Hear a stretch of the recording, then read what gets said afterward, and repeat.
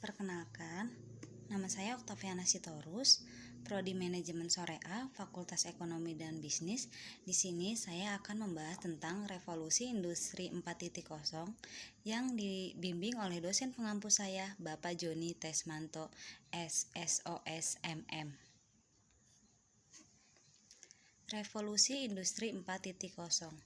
Pengertian revolusi industri 4.0 atau yang sering disebut dengan cyber physical system merupakan revolusi yang menitik beratkan pada otomatisasi serta kolaborasi antara teknologi cyber. Revolusi 4.0 ini sendiri muncul di abad ke-21 dengan ciri utama yang ada adalah penggabungan antara informasi serta teknologi komunikasi ke dalam bidang industri. Dengan kemunculan revolusi ini mengubah banyak hal di berbagai sektor, di mana yang pada awalnya membutuhkan banyak pekerja untuk menjalankan operasionalnya, sekarang digantikan dengan menggunakan mesin teknologi. Revolusi industri 4.0 menurut para ahli. Angela Merkel 2013. Definisi dari revolusi industri 4.0 adalah transformasi yang komprehensif yang menyelimuti keseluruhan aspek produksi dari industri lewat peleburan teknologi digital dan internet dengan industri konvensional.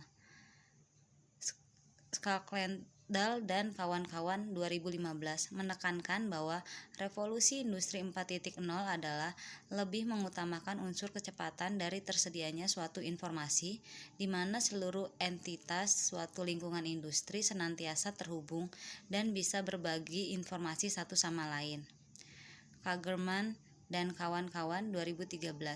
Revolusi industri 4.0 ialah integrasi dari cyber physical system atau CPS dan Internet of Things and Service (LOT) dan LOS ke dalam proses industri yang mencakup proses manufaktur, logistik, dan proses-proses lainnya. Jenis teknologi di dalam revolusi industri 4.0. 1. Internet of Things atau LOT. Internet of Things atau LOT yang merupakan sebuah konsep di mana sebuah objek yang memiliki kemampuan untuk dapat mentransfer data yang ada melalui jaringan tanpa diperlukannya interaksi antara manusia. 2. Big Data. Teknologi yang kedua dalam pengembangan yang terjadi di revolusi industri 4.0 adalah Big Data. Big Data merupakan istilah yang digunakan untuk menggambarkan volume data dalam jumlah yang besar, baik data yang terstruktur maupun tidak terstruktur. 3. Augmented Reality (AR) merupakan sebuah teknologi di mana menggabungkan antara benda dunia maya 2 dimensi dengan benda 3 dimensi yang ada ke dalam sebuah lingkungan nyata tersebut, kemudian memproyeksikan benda maya yang ada tersebut ke dalam waktu nyata. 4. Cyber Security. Cyber security yang merupakan sebuah bentuk upaya untuk melindungi segala informasi yang dimiliki dari adanya cyber attack. 5. Artificial Intelligence atau AI. Artificial Intelligence atau yang biasa disebut dengan AI. AI sendiri merupakan sebuah bentuk teknologi komputer maupun sebuah mesin yang memiliki kecerdasan layaknya seorang manusia. 6. Additive Manufacturing. Additive Manufacturing yang merupakan sebuah terobosan baru yang ada di bidang industri manufaktur dan sering dikenal menggunakan printer 3D. 7. Simulation. Simulation yang merupakan bentuk perwakilan dari operasi waktu ke waktu. Simulasi seringkali digunakan untuk berbagai konteks, seperti dalam simulasi teknologi yang digunakan untuk optimalisasi kinerja, teknik keselamatan, pengujian, serta pelatihan. 8. Sistem integrasi. Sistem integration atau sistem integrasi yang merupakan sebuah rangkaian penghubung antara beberapa sistem baik secara fisik maupun fungsional. 6. Cloud Computing. Cloud computing yang merupakan sebuah teknologi yang menjadikan internet saat ini sebagai pusat pengelola data maupun aplikasi. Dampak revolusi industri 4.0. Ada dampak positif dan ada dampak negatif. Dampak positif revolusi industri 4.0: 1. Memudahkan dalam mengakses informasi dikarenakan dapat menggunakan gadget maupun teknologi lainnya. 2.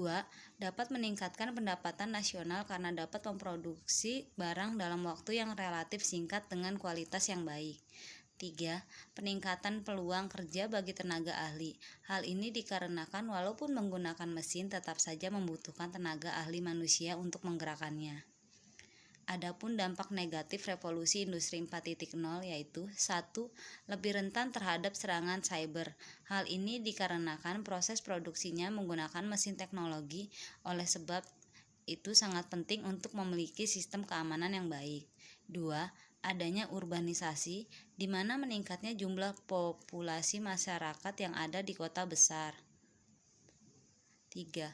Berdampak untuk lingkungan. Hal ini dikarenakan dengan penggunaan mesin yang ada dapat menghasilkan polusi udara, limbah dalam jumlah besar, serta hal negatif lainnya yang dapat merusak lingkungan.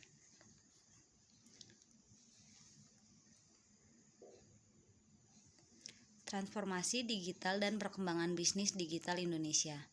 Transformasi digital merupakan proses dan strategi penerapan teknologi dalam aktivitas operasional bisnis yang mengubah cara bisnis dalam beroperasi dan melayani pelanggan, baik terkait pemasaran sampai produksi. Dengan transformasi digital, bisnis dapat bertahan dalam persaingan melawan para kompetitor. 1.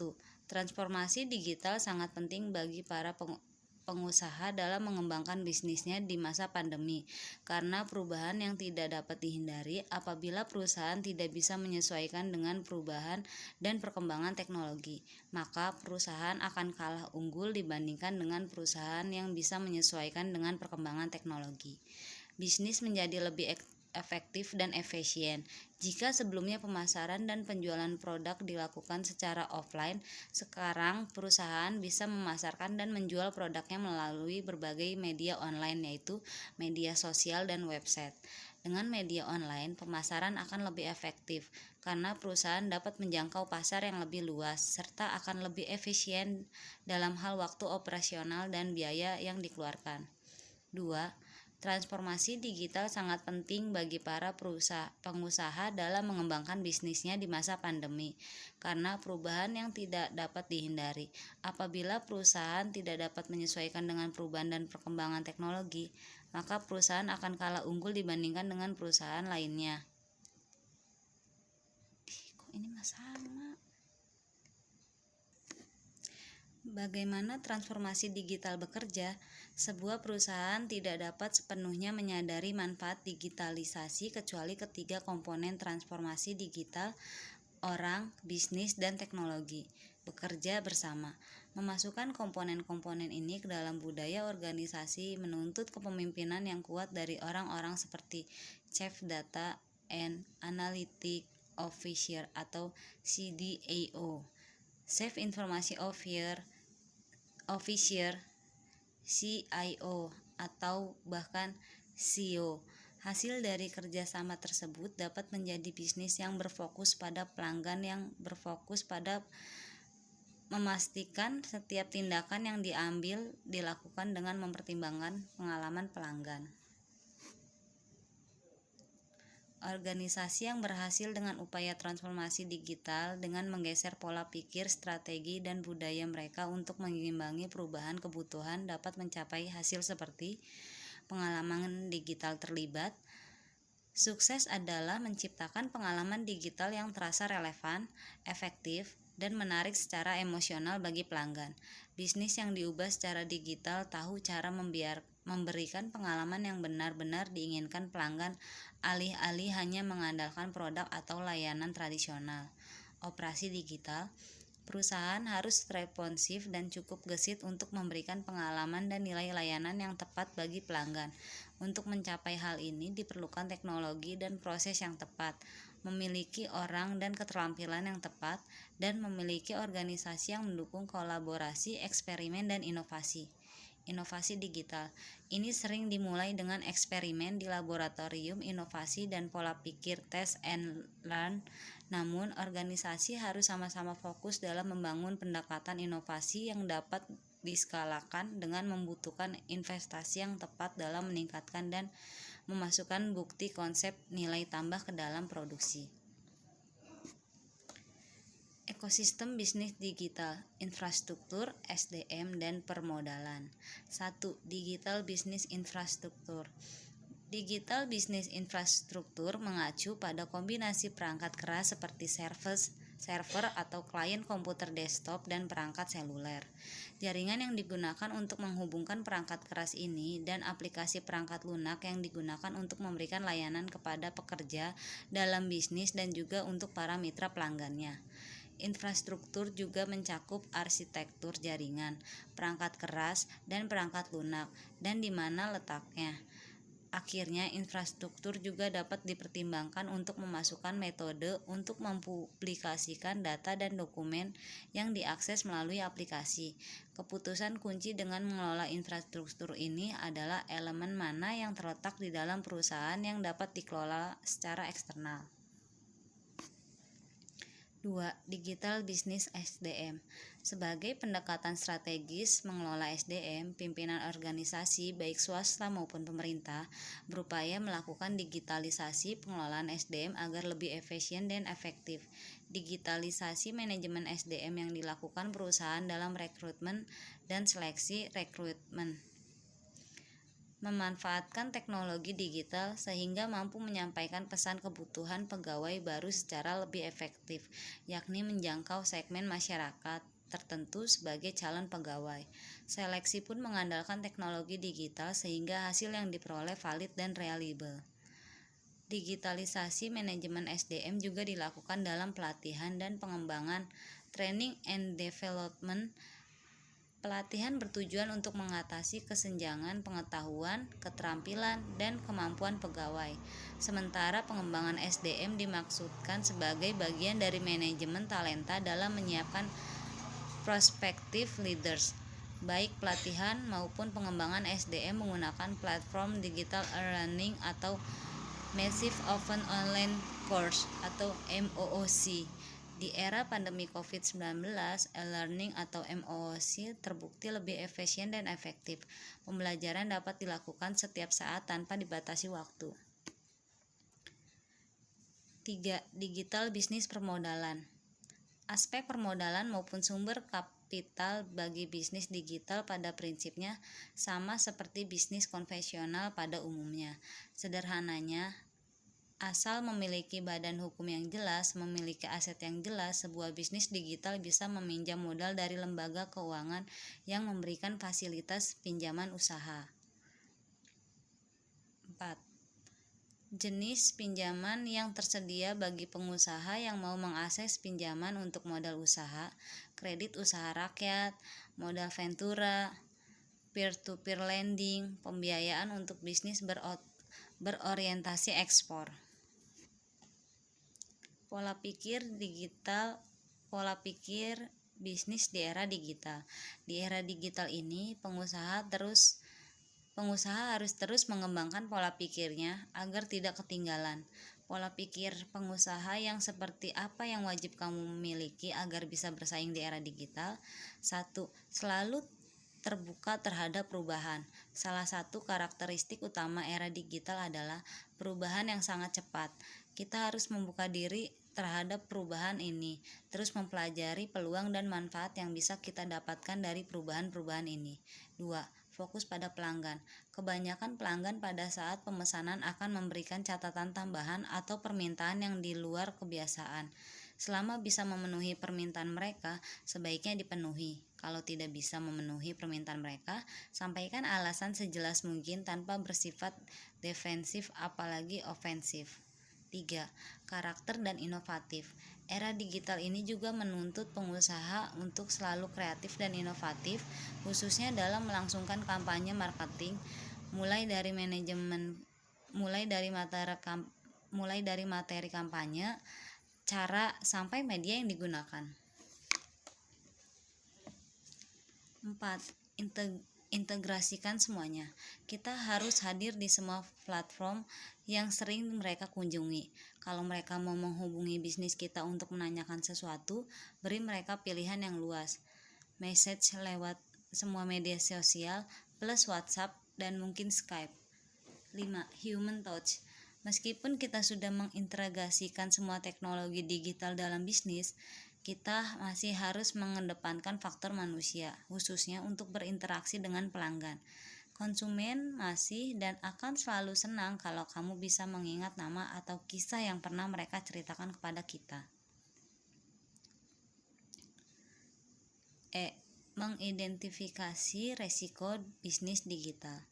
Bisnis digital membutuhkan perencanaan yang baik dalam mengatasi permasalahan yang terjadi. Hal pertama yang harus dilakukan adalah kalian harus mengetahui masalah yang biasa sering dihadapi. Berikut 5 tantangan yang dihadapi oleh pelaku bisnis digital. 1. KPI yang ketinggalan zaman. Terkadang perusahaan yang sudah memutuskan untuk merambah dunia digital masih menerapkan KPI lama. Hal ini bisa mempengaruhi penilaian dalam performa perusahaan. 2. Tidak ada peremajaan dalam organisasi perusahaan. Era digital erat kaitannya dengan anak muda. Karena itu, banyak perusahaan digital mempekerjakan anak muda mengingat mereka dinilai memiliki karakteristik yang cocok untuk era digital. Sayangnya, hal sulit dijalankan oleh perusahaan yang kurang tenaga anak muda.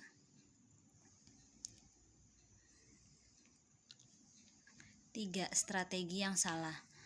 Ada perusahaan yang menerapkan strategi untuk jangka pendek saja, sehingga mereka tidak tahu apa yang harus dilakukan untuk jangka menengah dan jangka panjang. 4. Kurang inovasi. Inovasi erat kaitannya dengan era digital.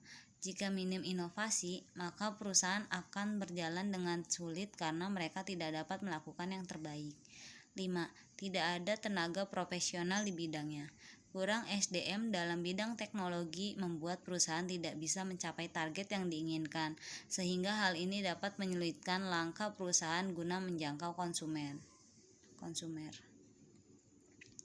Menyusun perencanaan bisnis digital. 1. Menerapkan strategi digital secara keseluruhan. Saat sebuah perusahaan memutuskan untuk terjun ke era digital, maka semuanya juga harus diubah agar lebih praktis dan efisien. Hal-hal tradisional perlu diubah agar membuat operasional berjalan lebih efektif. Dalam hal ini, ada banyak yang harus diubah, contohnya keuangan. Sistem keuangan modern telah menerapkan pencatatan laporan keuangan secara otomatis dalam software akuntansi. 2. Percepatan kinerja dan pengembangan. Untuk mempercepat perkembangan perusahaan, kamu bisa menerapkan sistem kerja modern yang mengedepankan hasil dan cara yang efektif. Hal ini dipercaya bisa membantu semua orang untuk bekerja lebih efisien. Salah satu contoh yang bisa dilihat adalah jam kerja fleksibel yang membantu orang-orang untuk bekerja lebih nyaman dan bisa memberikan efek positif terhadap perusahaan. 3. Sinkronisasi antar lini. Sebuah perusahaan yang baik tidak akan mencapai target yang mereka inginkan tanpa kerjasama yang baik. Karena itu, setiap divisi harus terkoneksi dalam bekerja sama dengan baik sehingga mereka bisa kompak dalam mencapai tujuan yang sama untuk kemajuan perusahaan. 4. Mengembangkan SDM yang dimiliki. Karyawan merupakan aset perusahaan yang penting. Untuk mendapatkan karyawan yang loyal dan berkualitas, perusahaan tidak perlu repot-repot untuk mencarinya. Yang perlu dilakukan adalah menciptakan ekosistem kerja yang baik dengan membuat karyawan nyaman dan mengalami perkembangan sehingga mereka bisa tetap nyaman dan tentram saat bekerja. Kesimpulan, perusahaan yang bergerak di bidang digital mempunyai waktu yang fleksibel, dapat dilakukan dimanapun dan kapanpun, tidak terikat dengan peraturan yang ada. Tetapi perusahaan yang bergerak di bidang digital dituntut untuk bergerak cepat dalam menyesuaikan diri akan perkembangan dunia. Jika tidak, perusahaan terancam tidak berkembang dan bisa tergusur oleh pergeseran era yang kencang. Dalam hal ini, kamu perlu mengatasi pergerakan yang ada dalam sebuah perusahaan. Jika sudah memutuskan untuk bergerak di bidang digital, maka penting bagi perusahaan untuk turut menyelaraskan semuanya agar bisa berjalan dengan efektif dengan mengatasi tantangan-tantangan yang ada. Perusahaan tentunya mampu bergerak dengan mantap guna menjadi yang terbaik dalam bisnis digital saat ini. Sekian presentasi dari saya. Mohon maaf apabila ada salah kata. Terima kasih.